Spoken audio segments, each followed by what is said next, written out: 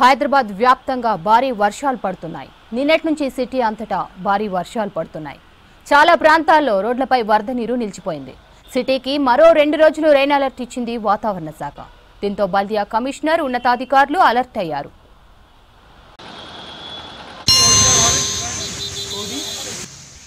హైదరాబాద్ వ్యాప్తంగా భారీ వర్షాలు పడుతున్నాయి. నిన్నటి నుంచి సిటీ అంతటా భారీ వర్షాలు కురుస్తున్నాయి. చాలా ప్రాంతాల్లో రోడ్లపై వరద నీరు నిలిచిపోయింది.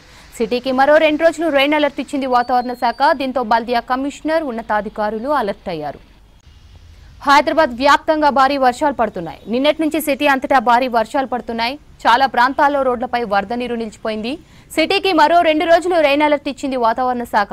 దీంతో బల్దియా కమిషనర్ ఉన్నతాధికారులు అలర్ట్ అయ్యారు.